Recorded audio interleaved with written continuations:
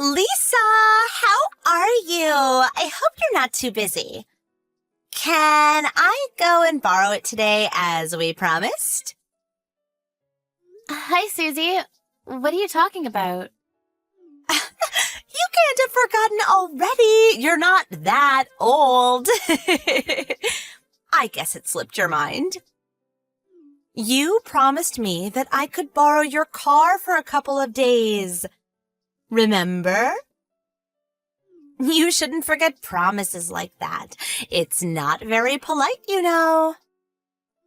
No, I haven't promised anything like that. I never once said that it was okay. I said that I can't allow you to borrow my car over and over. Don't forget things for your own convenience. I'm not letting you borrow my car, and that's final. Oh, come on. I need a car. We're planning on leaving tomorrow. I've already paid for the camping site, so we can't delay our trip. We need to borrow your car or we won't be able to go enjoy our holiday. We're going to miss out on camping by the sea just because you wanted to be mean. There's no point guilt-tripping me. I already told you to get a rent-a-car. It's my car and I need to use it tomorrow. I can't lend it to you. But rental cars are so expensive. It'll be impossible to find a cheap one at this last minute. Also, tomorrow's a federal holiday. There aren't going to be any vacancies. Everyone's going to have the day off, so it'll be impossible to find a car now.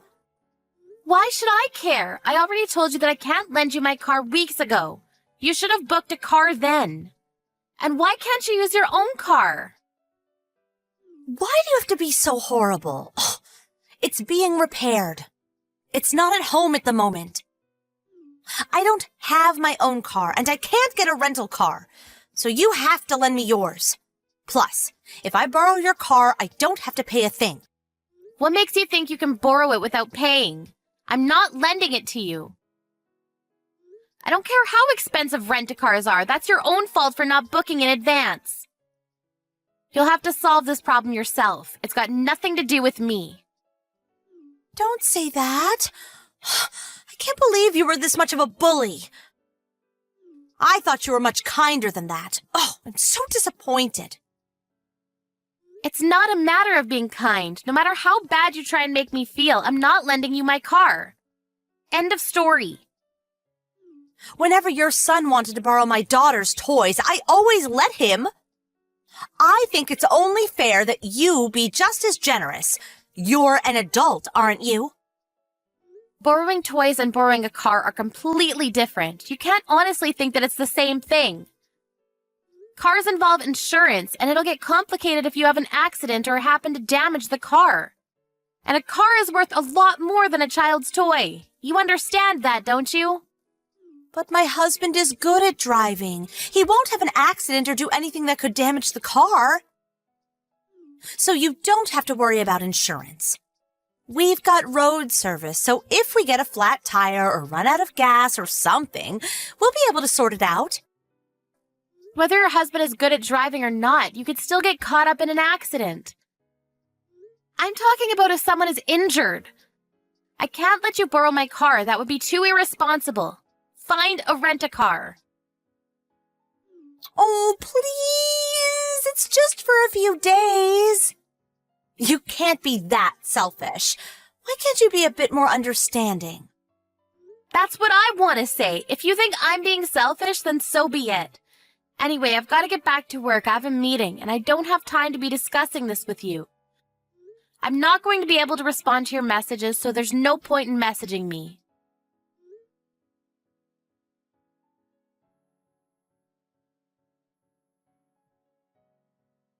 Susie, pick up the phone!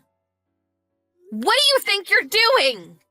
What did you do with my car?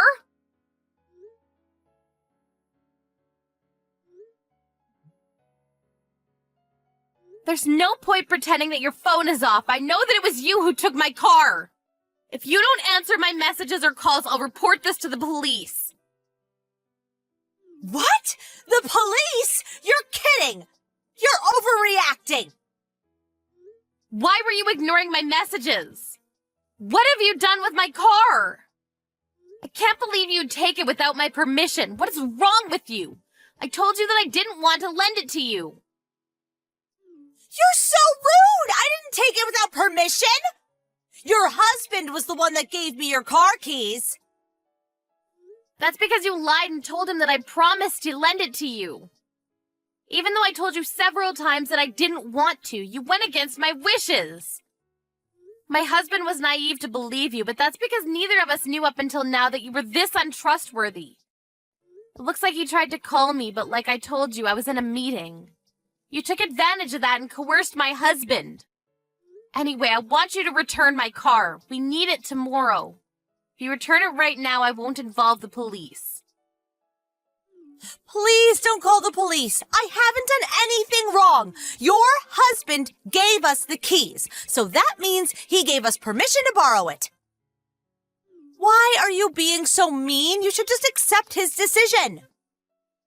It's not his decision to make. The car is mine. It's not his property, so no matter what he said, my word is final. Plus, he only gave you the keys because you convinced him that I had said yes, but had forgotten to mention it to him. It's not his car? Well, I didn't know that, but he's still the one that gave us the keys. It's such a big car. It must come in really handy for all sorts of occasions. It's perfect for carrying our camping equipment. Just hurry up and bring it back.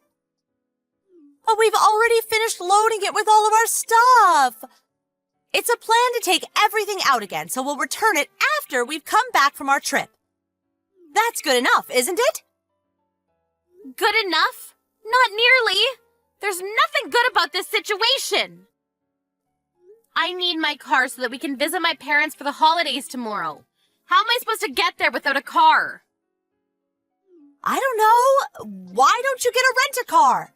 If you can buy a big car like this, I'm sure you can afford it. You're joking, right? You're telling me to get a rent-a-car? Why should I be the one getting a rent-a-car when I've got a perfectly good car of my own? A car that you've stolen from me.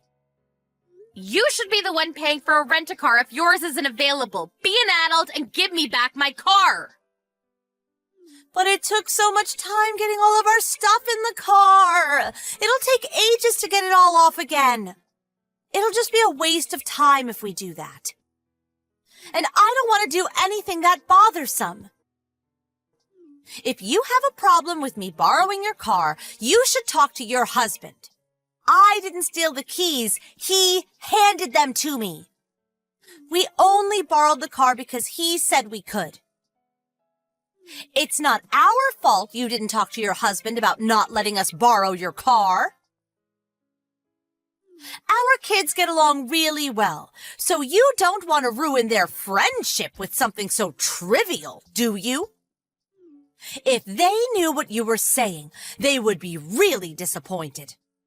I'm sure your son would be happy to let us borrow the car for a day or two.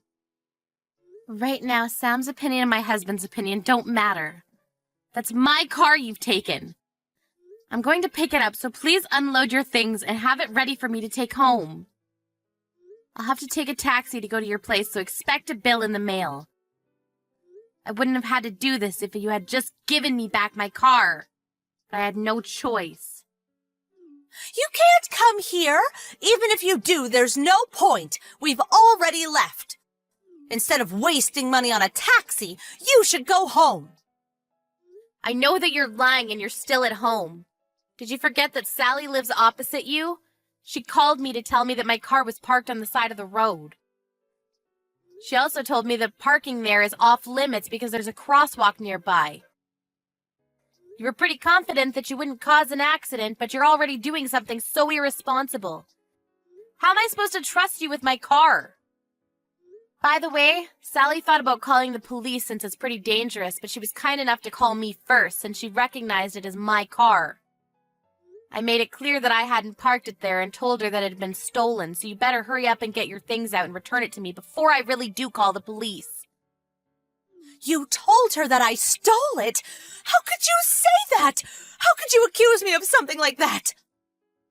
It's not an accusation, it's the truth. I'm asking you to return it, but you're refusing. That means that you've stolen it. I'm going to collect my car, but if the police find it parked in a no parking zone before I can get there, there's nothing I can do to help you. You'll have committed a crime. I can't believe you told Sally that I stole your car. I can't believe you have the nerve to victimize yourself like that. I haven't done anything to deserve all of this. I thought you were so kind, but now I know that was all an act. You're horrible. How could you spread rumors about me like that? I thought we were friends. You say you haven't done anything. You took my car without my permission. And then you parked it in a no parking zone. What were you thinking? If your definition of kind is letting you step all over me, then you're just being selfish. I'm sorry. I didn't think you would be so bothered by me borrowing your car. But you didn't have to tell Sally that I had stolen it. You went too far, Lisa. I can't believe I ever thought of you as a friend. I told you over and over again that I didn't want to lend you my car. How many times do I have to tell you no before you understand that it means no? And I haven't spread any rumors. I've only told Sally the truth about what happened. Don't guilt trip me.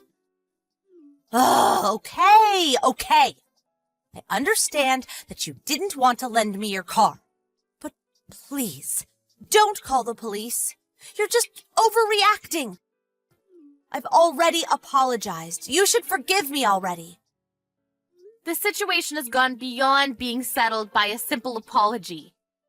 Wait. You got a scratch on my car? What? What are you talking about?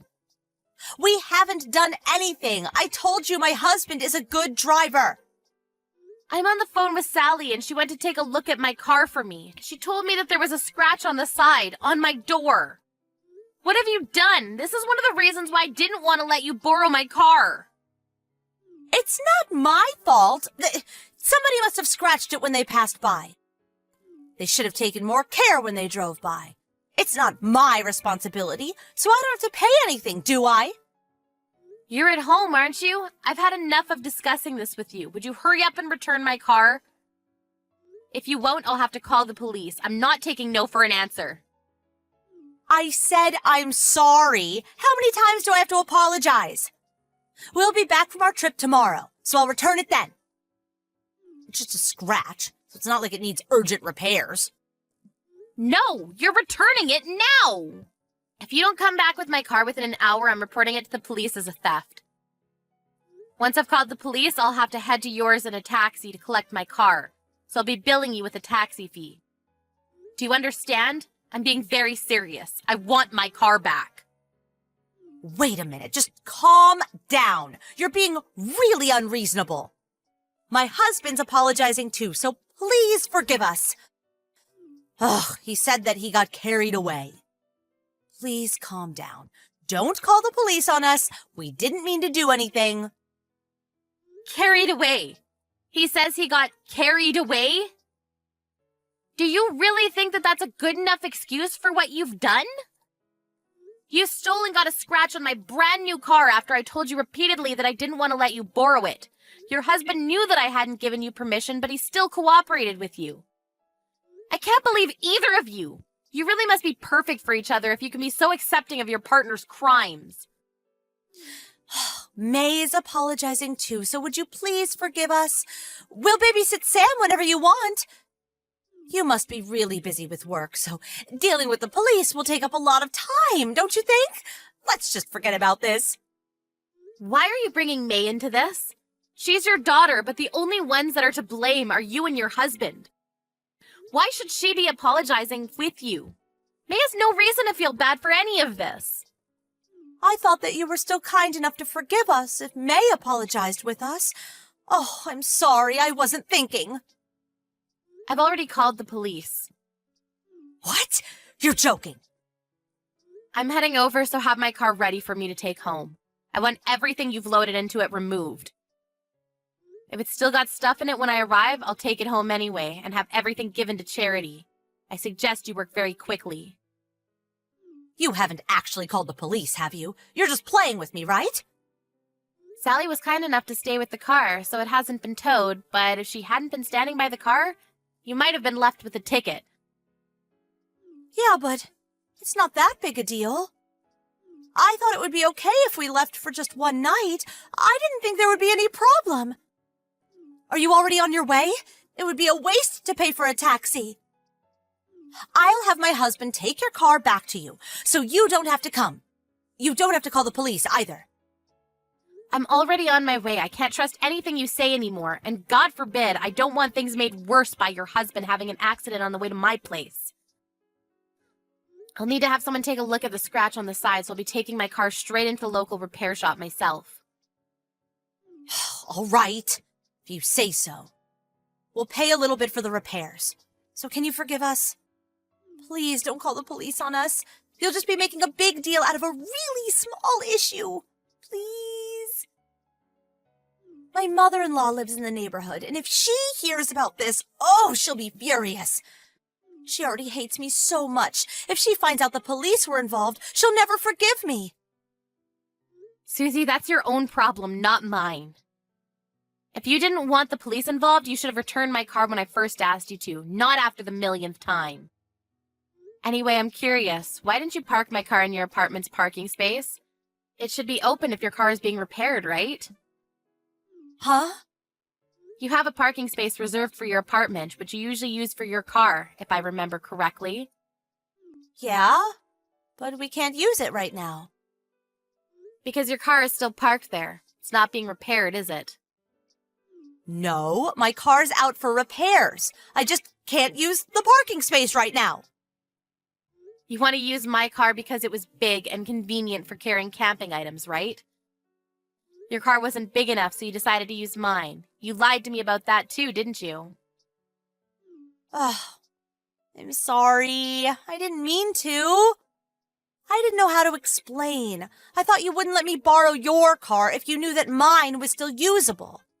I missed the chance to tell you the truth. You didn't mean to? You clearly thought that the best way to get me to lend you my car was to deceive me. You can't pretend that you didn't lie on purpose. You say you missed the chance to tell me, but I don't think you ever planned to tell me the truth. And you wonder why I can't trust you with my car? I'm really sorry. I'll pay for the repairs, so please forgive me. I've had to pay for a taxi to get to your house, so I want you to pay for that too. I'll be sending you a bill for the repairs and the taxi fare, and I'll be talking with my lawyers. You took my car without my permission, so I can press charges for theft, you know. Please don't do that. Lisa, there's a police car outside my apartment. Did you really call the police? Yes, I did. I reported the theft a few minutes ago. I'll be there within a few minutes myself. I suggest you go down to the police and be honest about what you've done. If you don't, you'll just make things worse, and your mother-in-law will find out in the worst possible way. You don't want to make a fuss in front of all your neighbors, do you? How ironic. If you had just accepted that I didn't want to lend you my car and booked a rent-a-car, you might have saved a few more dollars, and you would have been able to avoid such an embarrassing situation.